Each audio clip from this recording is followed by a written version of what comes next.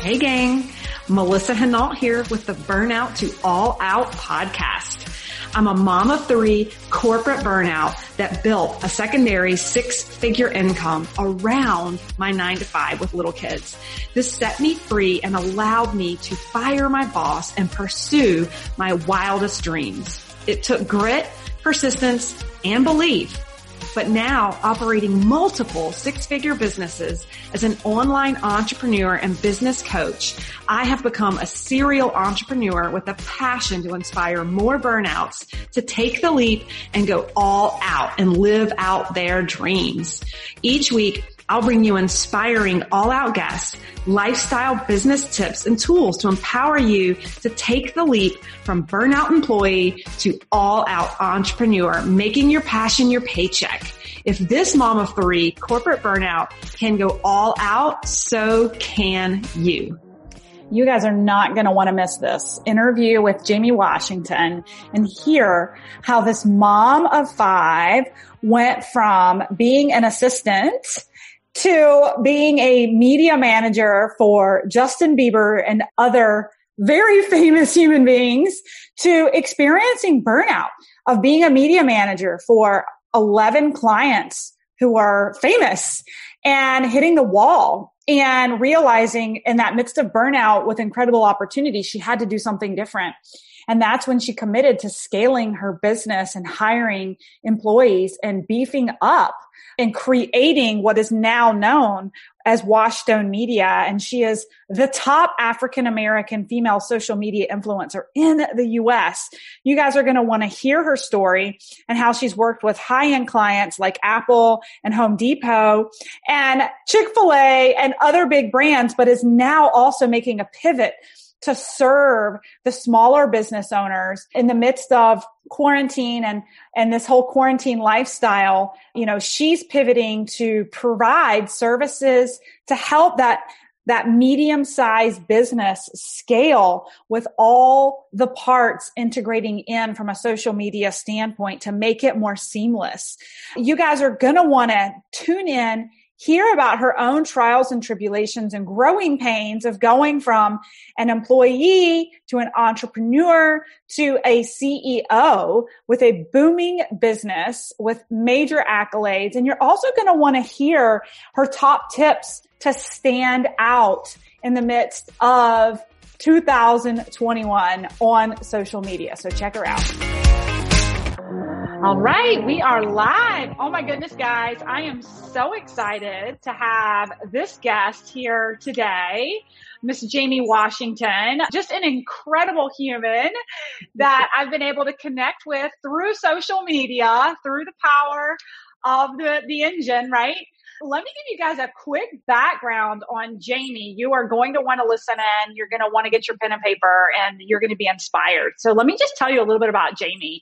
First and foremost, she's a mom and a wife. She's got 5 kiddos. God bless you. I've got 3. I can't even imagine adding 2 more.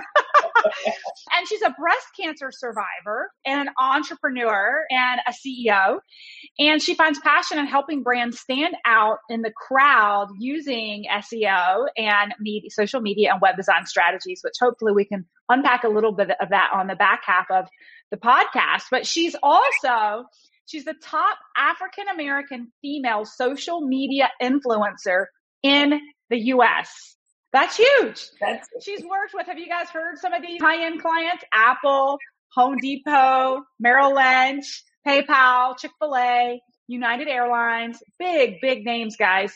She's known as a digital architect, and she also is a nationally recognized digital consultant in SEO, content marketing, and digital media marketing. And the last thing here is additionally, she was honored in 2018 as an Ellie Fund honoree and recipient and a 2018 Boston Business Journal 40 Under 40 finalist and Boston Chamber of Commerce Top 10 Young Leaders Boston finalist. So if that's not a mouthful of incredible accomplishments, I don't know what is. Jayme, welcome to the show. Oh my goodness. Thank you so much, Melissa. I am so excited to be here. And hello, everyone. Thank you for such a warm introduction, girl. I love it. Yes. Can we talk about your shirt? Because I'm freaking loving it. These sleeves are incredible. Thank you. It was one of those Nordstrom's Top Shop that you were like, oh, I just have to have it. Yes, and you are wearing it good. I love it. It's so funny. When we first kind of got into this quarantine life, at first I was like just dressing super comfortably for quite some time.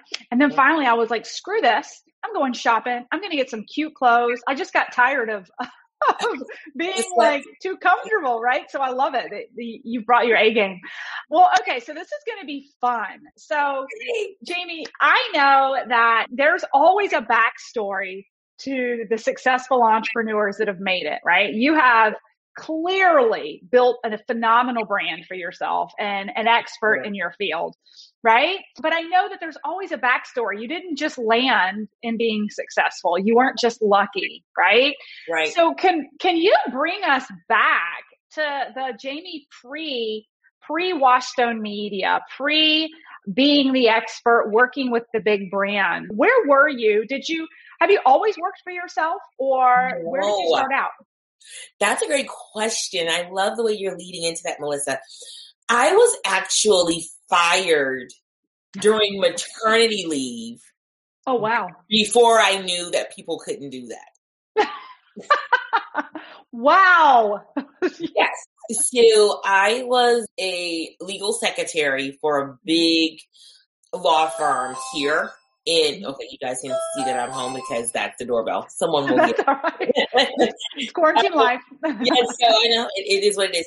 And I went on maternity leave with my first daughter and my second daughter. They're 13 months apart. But I worked all the way up until it was time for my maternity leave. But I guess they were like, well, she just had baby number 2.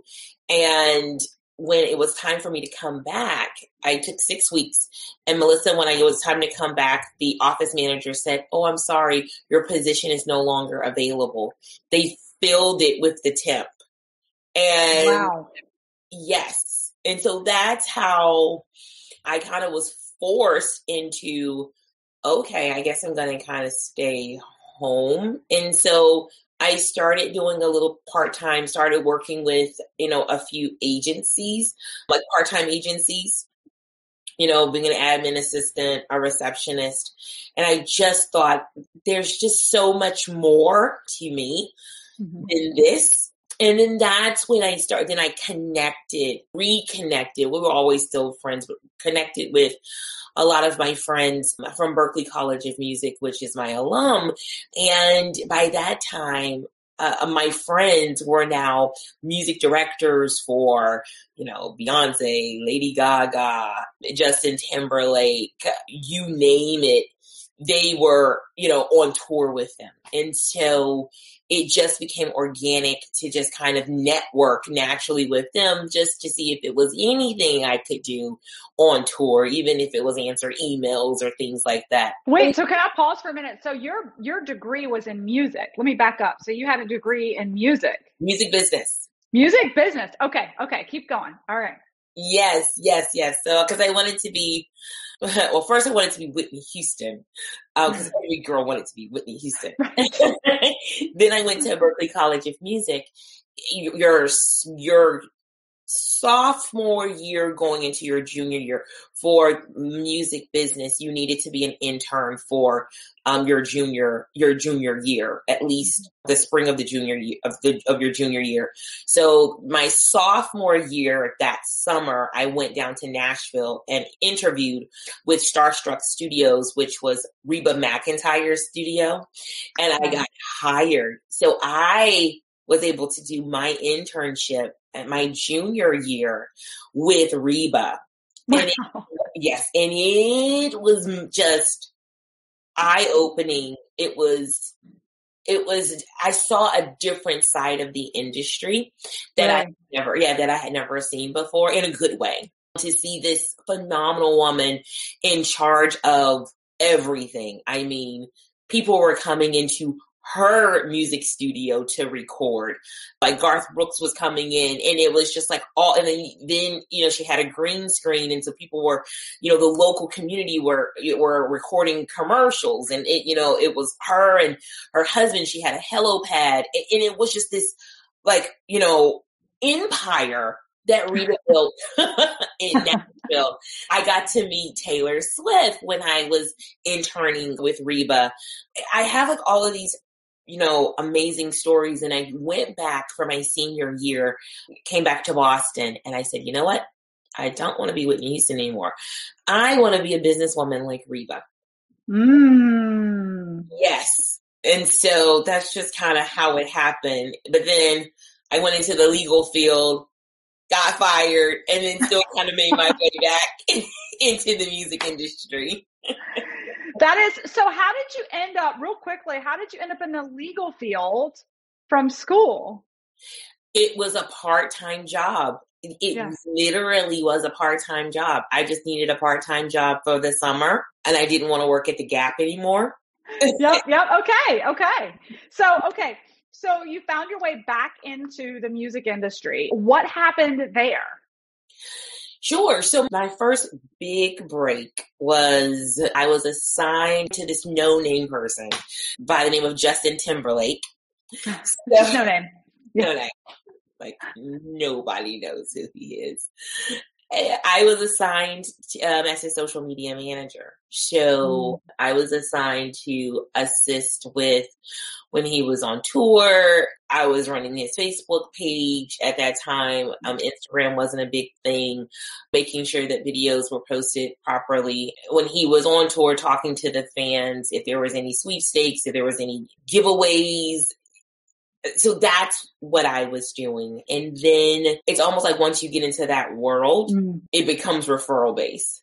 So before I knew it, RCA had assigned a couple of other artists to me.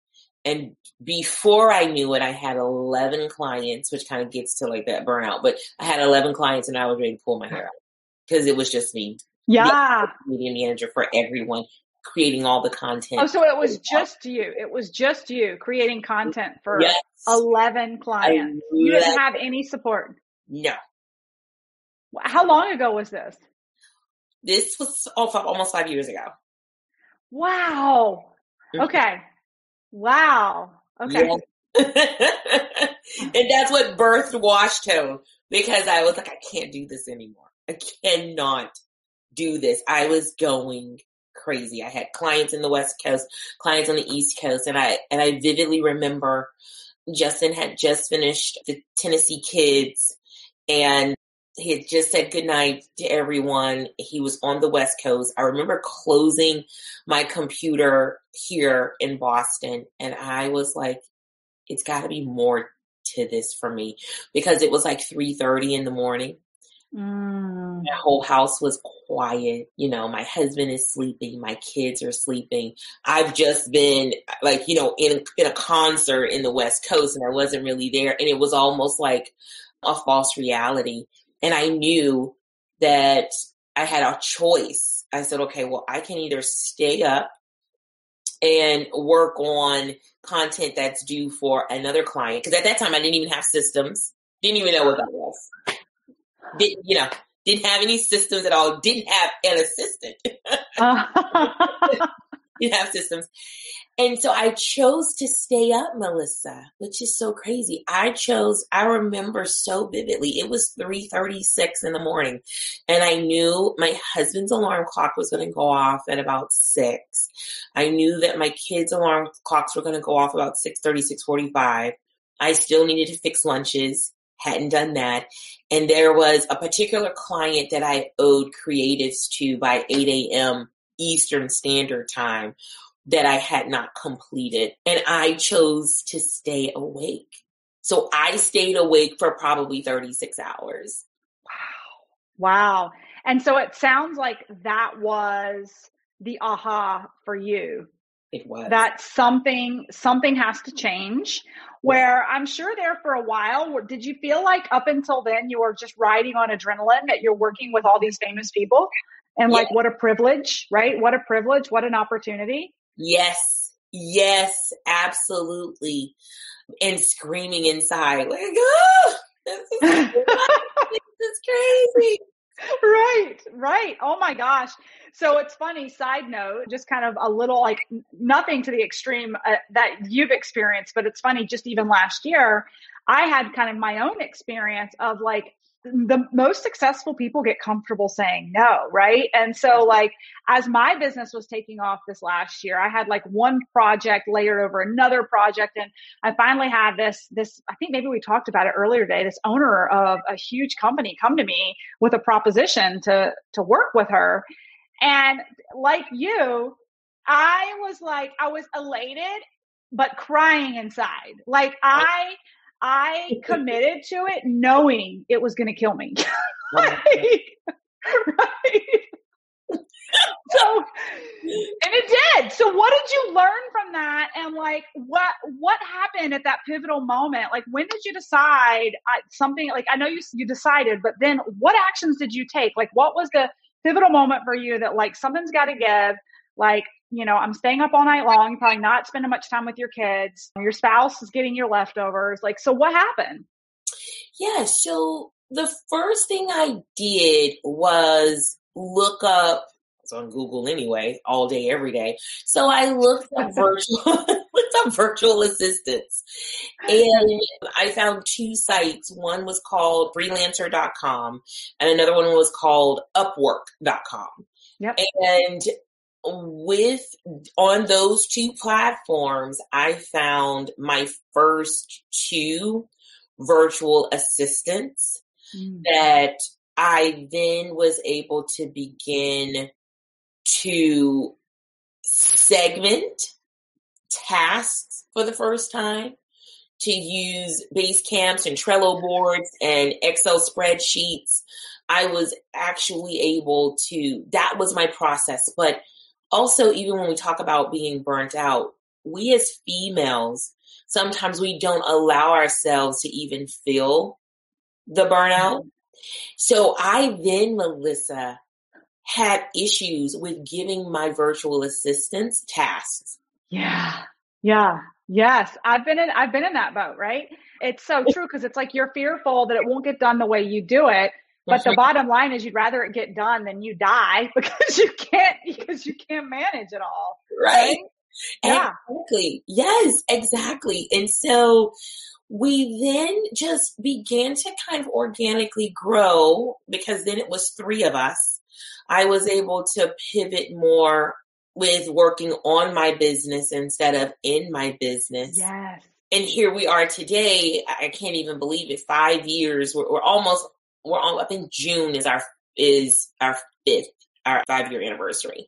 And we're 18 team members strong. I think I mentioned to you in a conversation that we've had that inside of COVID that I'm pivoting to help entrepreneurs, small business owners, to help build out those systems and stuff.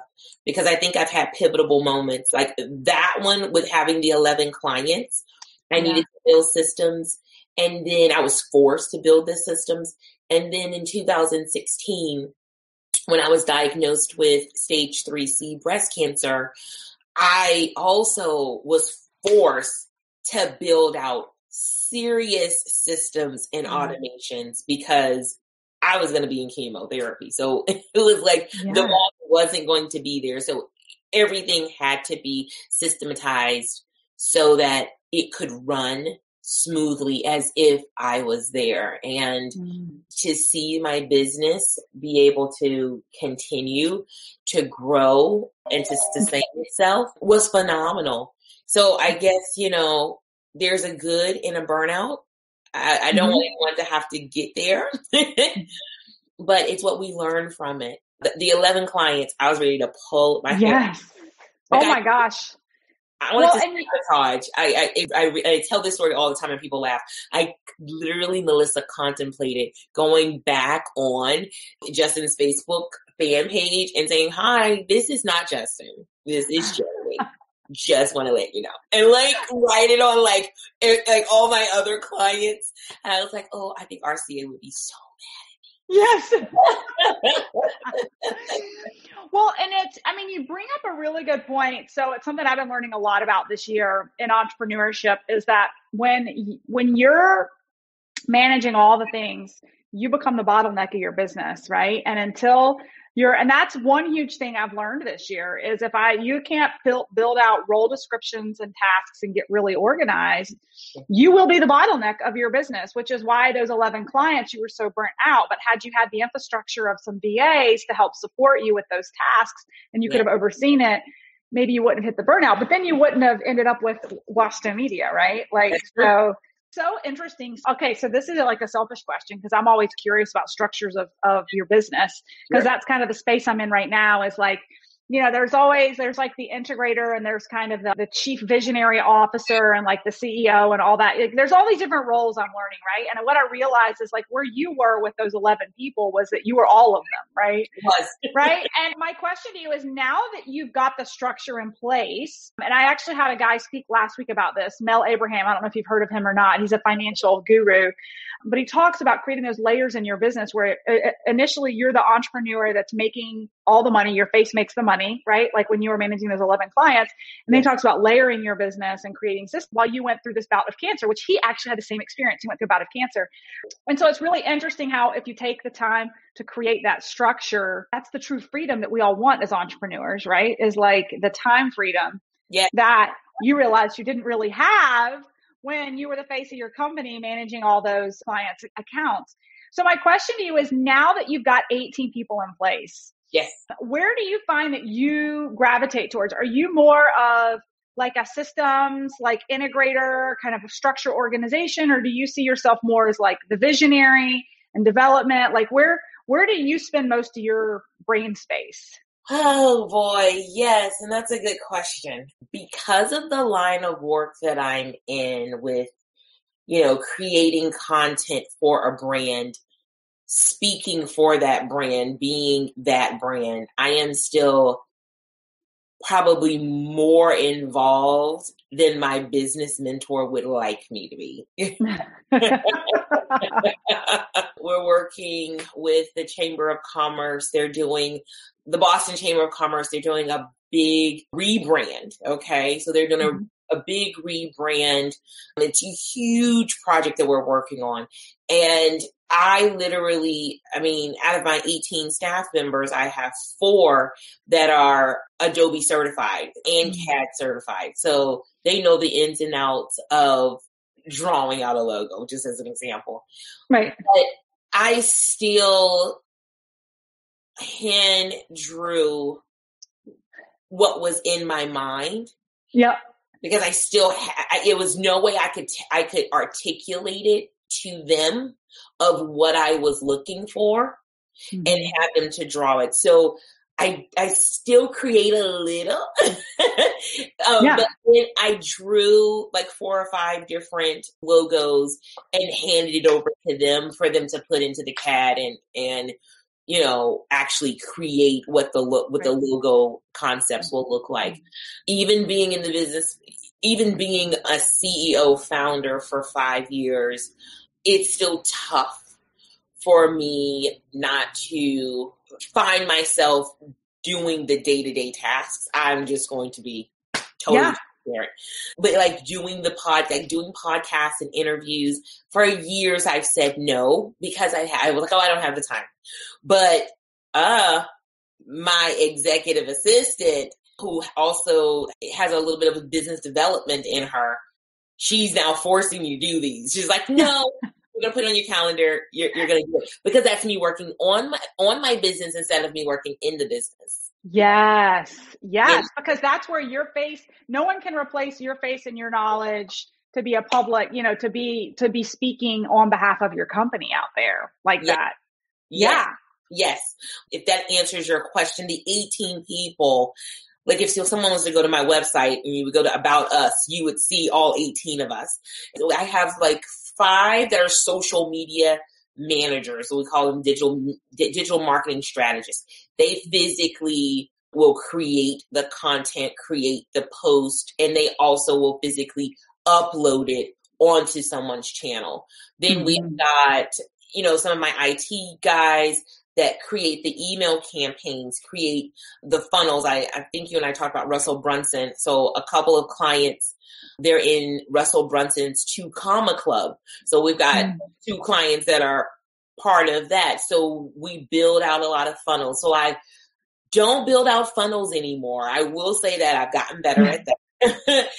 and so I'm learning to give team members their jurisdictions.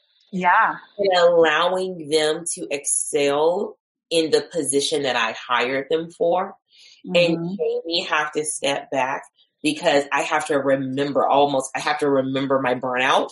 Because if I don't remember my burnout, I'll go right back into that vicious cycle. You know what I mean? Yes. Well, and I think that's just the nature of entrepreneurship is like, because you're constantly, your radar is always open to like, what's next? What's the next opportunity? Like, I don't want to put words in your mouth, but it's like, I feel like that's just part of the nature of kind of the mentality of the entrepreneur. And then experiencing burnout enough, you begin to create kind of boundaries for yourself. So I guess one more question around that, and then I would love to maybe pick your brain for a couple minutes just on some information maybe you can share with my listeners to stand out. So in 5 years, you went from 1 to 18 staff members, right? Yes. So how have you recalibrated with each phase of growth? Because this is a selfish question because I'm experiencing it myself. Like there was like 1 of me last year, there's like 6 of us this year or 5 of us. What's it been like on that rocket ship over the past 5 years of going from 1 to 18? And it sounds like you've got a business coach. Like where have you gotten help with structure and organization of, your 5 people managing the media accounts and all the things and the metrics? Like, how are you just keeping up with all the things? Or do you have someone that's doing that, like a project manager that's doing that for you? Yes. So I have project managers. I have 3 project managers that are assigned to a project. The first thing that I did was write out SOPs. So standard operating procedures, because it was everything that I did.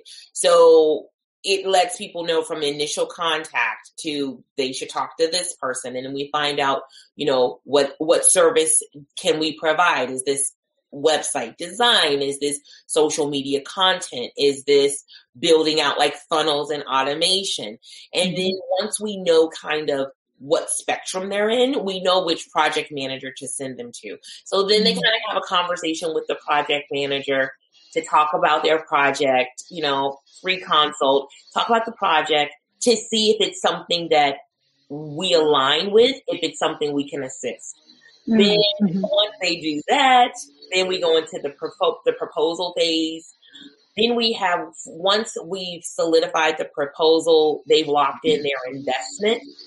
Then I come in on a deep dive, which is usually like a 60-minute conversation where we it's a kickoff campaign. So we kick the campaign off. I'll be their project manager and usually like their digital marketing strategist. So whoever's going to be physically inside of their LinkedIn account or physically inside of their Instagram account. So the 3 of us will be on that call to introduce ourselves and to really just kind of talk about the project. But in times past, I would be doing all of it from as soon as the initial email came in, right? To doing it all. I've also gathered mentors for different walks in my journey. So I would say one of my main mentors is Bob Proctor. And so Bob Proctor told me, go find someone. And when he said it, he's like, Jayme, go find someone that does exactly what you want to do. I mean, exactly what you want to do. And you go follow them. And so what he was saying was not for me to just cold turkey leave his teachings and the power of vision and the power of paradigms and really just manifesting what I believed and getting on that path.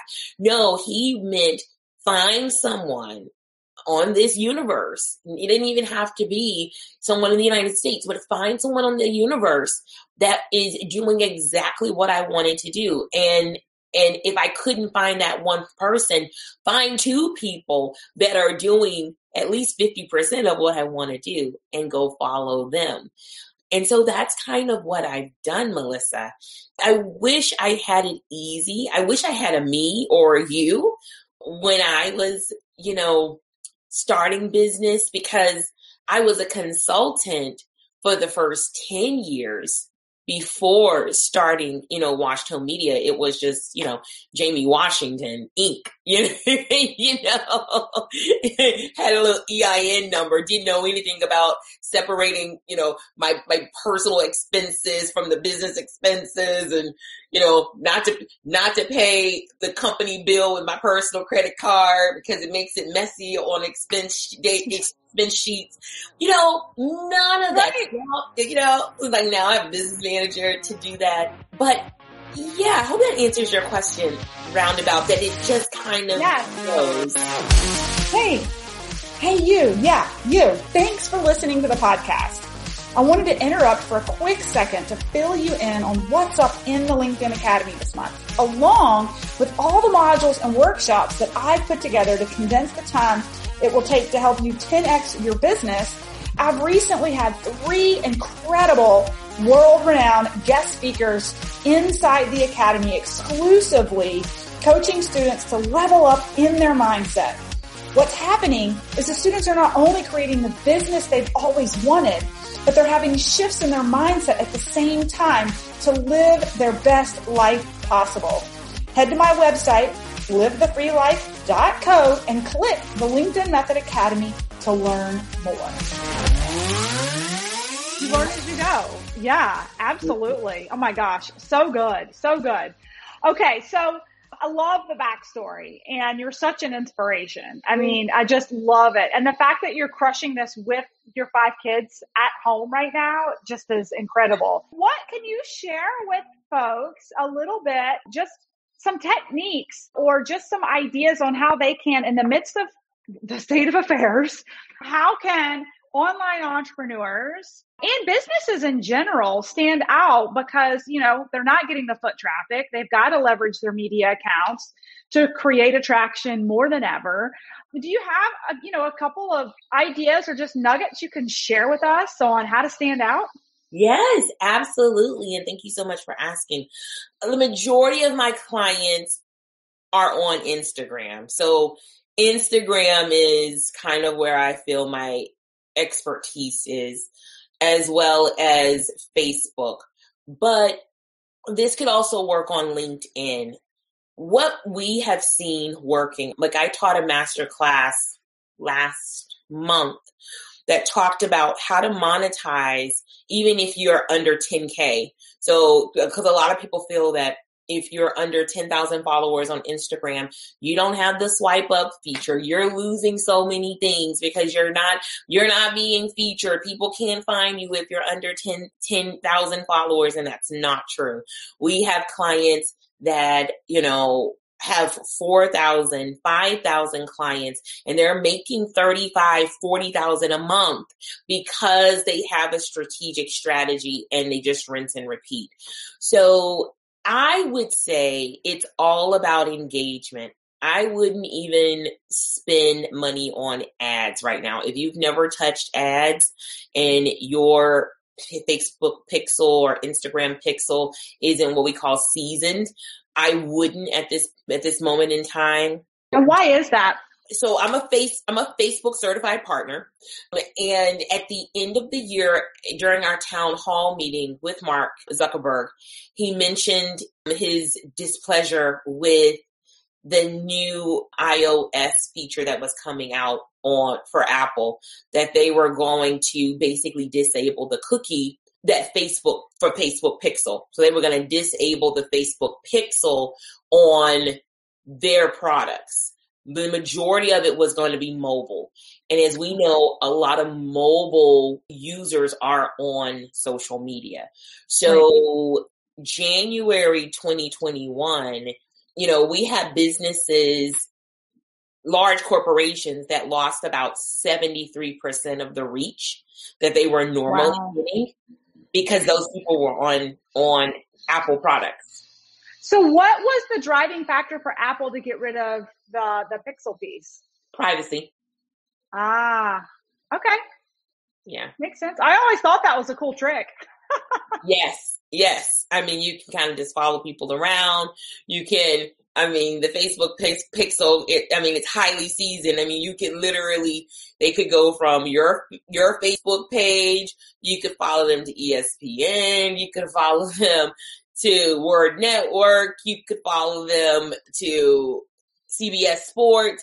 You could follow them all over the World Wide Web until they deleted their cookies or cleared their caches.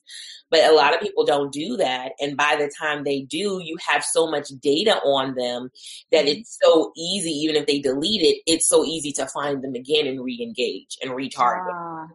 Yeah, I was going to say for some of our listeners, you've kind of done a good job here, but some of them probably don't even know what a pixel is, but it's a really way to like remarket target audience based off of their, can you explain that a little bit better than I can to like why people would want to leverage that, even though it sounds like Apple's not. Oh, I know. But I mean, there's others, like there's droids and there's computers inside of Facebook. Anytime you want to run ads, and this could be local ads, national ads, whatever your product is or whatever your ideal targeted audience is, you can find them on Facebook by using their pixel. Facebook knows a lot more about us than we know. Like they know if we're married or we're not married. They know what we like to spend and what kind of credit cards we like to use. So they know if we have a Visa, a MasterCard, an Amex, a Discover card. And why is that? Well, the credit card companies that we use, and when we sign the dotted line, if it's like, oh, here's your $10,000 Visa Platinum, and we're like, oh, okay, let me sign the dotted line. No one's really reading all those 7 pages. That's like that tiny fine print. But it does say that you will allow them to share your information to their partners. So what happens is, let's go with this Visa Platinum. So I get a $5,000 Visa Platinum card and I sign the dotted line. Well, I don't know that Facebook is one of their Visa's partners. So then Facebook goes to Visa and says, hey, we want to know how many people on our platform are using your Visa logo. So anybody that has a Visa logo that's on our platform, we want you to tell us who it is. And of course, they pay for it. So then they know Jayme Washington is a Visa user. And they also know my spending habits.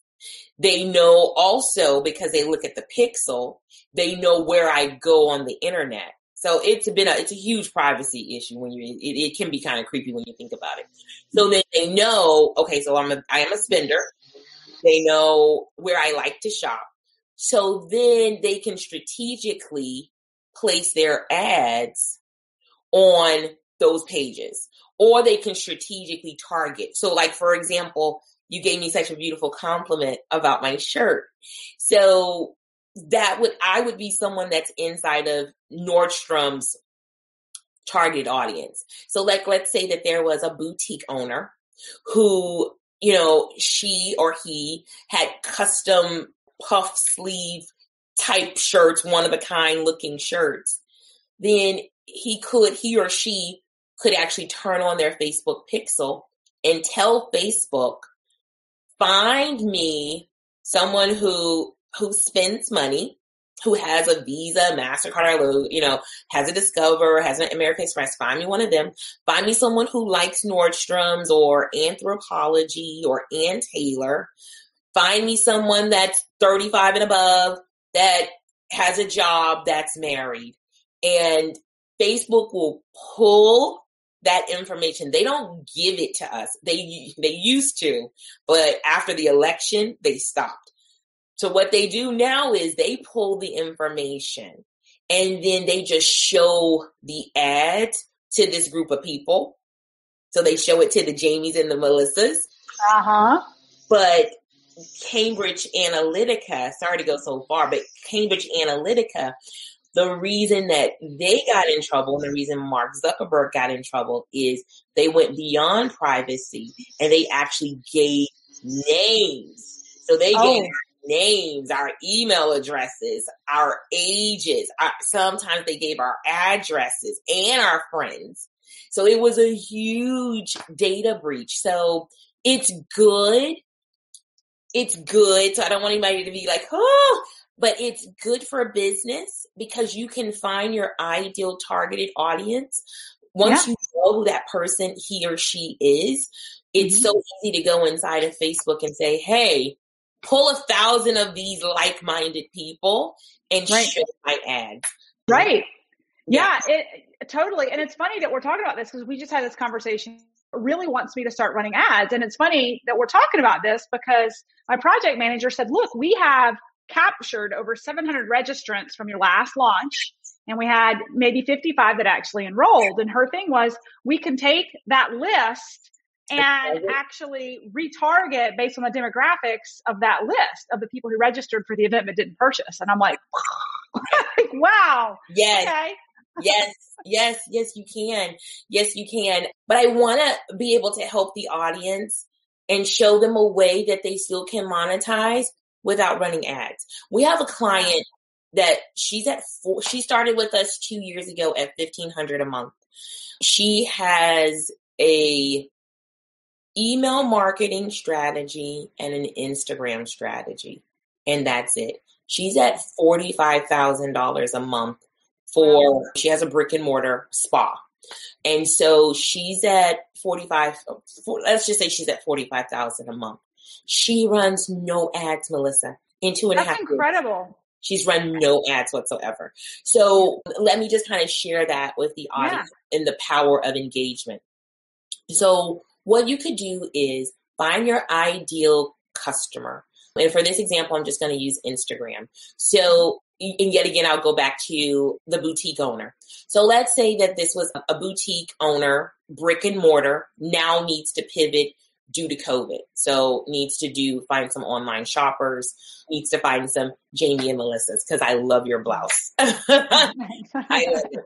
So let's say, we're going to say that she is looking on Instagram. So the best way to do this is find your, I wouldn't say competitor, but your inspiration. If I was a small boutique, I would go to Nordstrom's Instagram page. I'd go to Ann Taylor's Instagram page, and I would just kind of see who's commenting. And then I would click on those that are that resonate with me. So if it's like a beautiful, blouse or blazer, pantsuit, and, Sarah is always commenting, like I can look at this post and the day before yesterday, and I can see she commented, 3 out of the 5 times they posted. I'm just going to create an Excel spreadsheet, and that's it. Create an Excel spreadsheet of your ideal customer. And on that Excel spreadsheet, that's all you're going to do.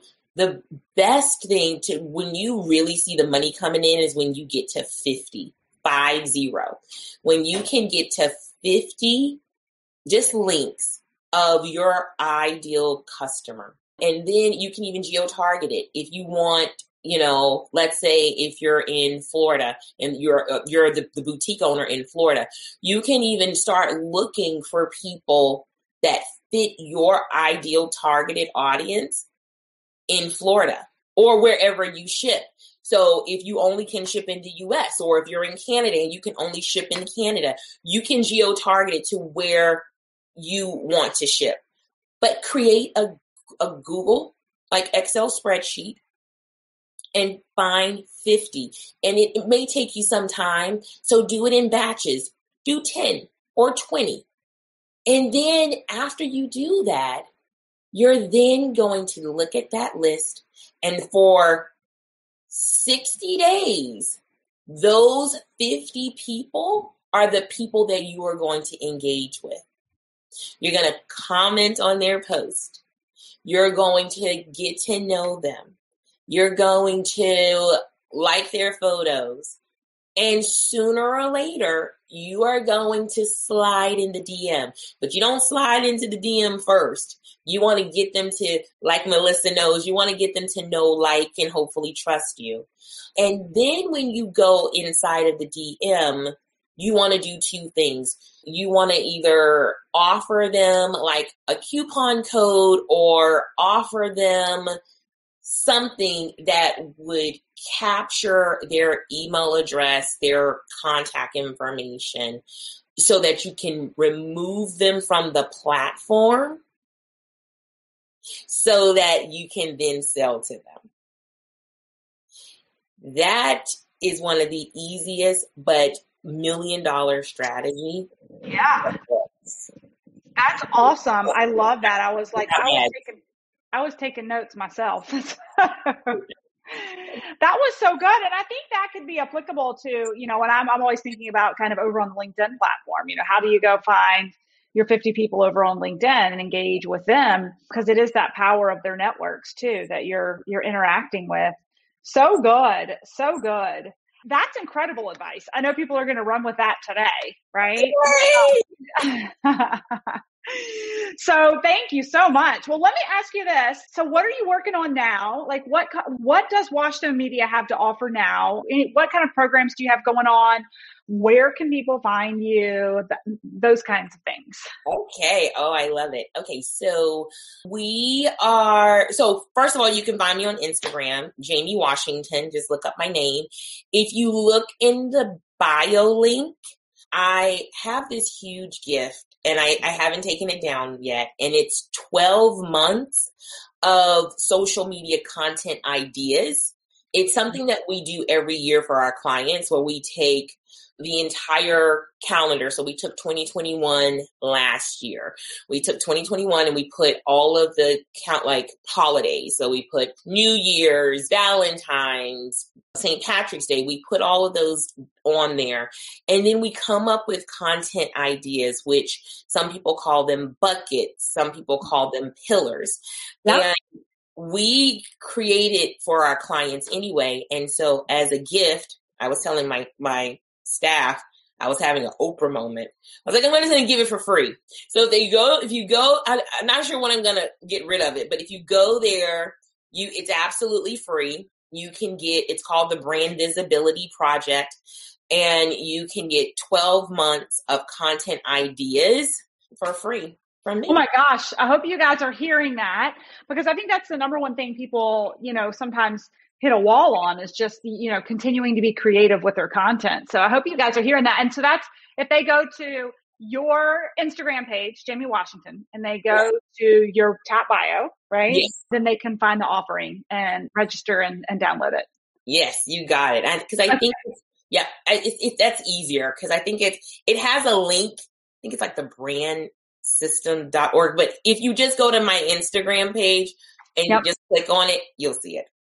Okay, that's awesome.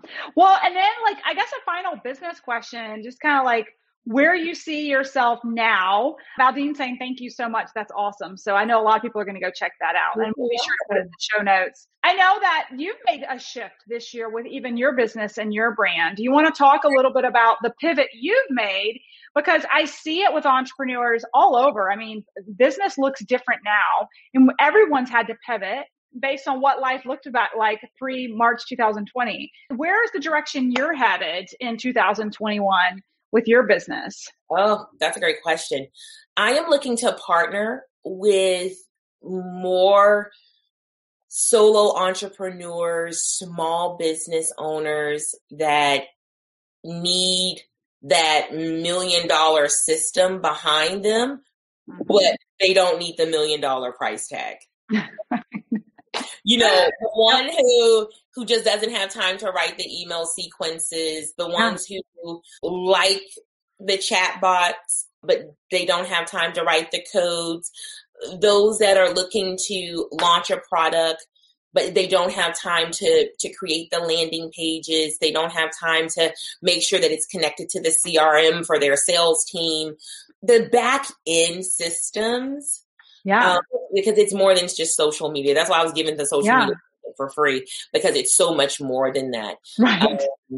But yeah, so that's. So it sounds like kind of almost like an integrator of sorts for all things media, and interaction with prospective clients, just all the things on the back end where the right hand speaking to the left hand. That's awesome. Incredible.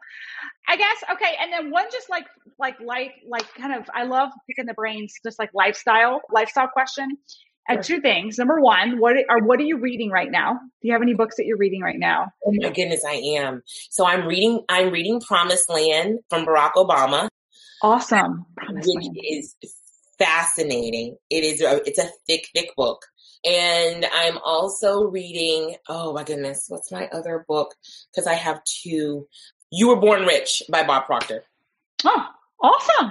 Okay, good. All right. And then my last question, being a mom with 5 kids and running a business with 18 different staff members, what does your morning routine look like? Oh, that's a great question. I have to have time for myself in the morning. So I get up at 6 and I'd like to meditate between 6 and 6:30. I like the quietness of the house. My husband gets up at 5. So I usually I get up, see him out the door, but I like that time to myself from 6 to 6:30 to just really meditate, get my mind, center myself on exactly what I need to do for the day. That's awesome. Do you have any meditation apps, or where do you get your meditation guide from? You just meditate? I do. I don't have any. If you have some, please share. Oh, I'm always asking because I love getting insights. The app I use is called Gaia, I think, GIA. But I always wondered, I always ask that question because I'm always looking for good guided meditation. So, well, Jayme, this has been awesome. I've really enjoyed learning more about you and your journey and just your badassery. I know you're inspiring and continue to inspire a lot of people. So thank you for taking time this afternoon to just share your light with us. Oh my goodness. Thank you, Melissa. And thank you so much for your squad for allowing me to be here. And I can't wait to chat with you really soon. Enjoy the rest of your day. Yes. Thank you. Okay, bye. Thanks for listening to the Burnout to All Out podcast. For free resources, materials, or information on my coaching services, go ahead over to livethefreelife.co. That's livethefreelife.co, or check out our Facebook community at Burnout to All Out, and make sure you follow Burnout to All Out on Spotify and subscribe to iTunes. And it would truly mean the world to me if you paused for just a second, gave me that 5-star review of the show, and be sure to share this episode with any burnouts you think would be inspired to go all out after hearing this episode.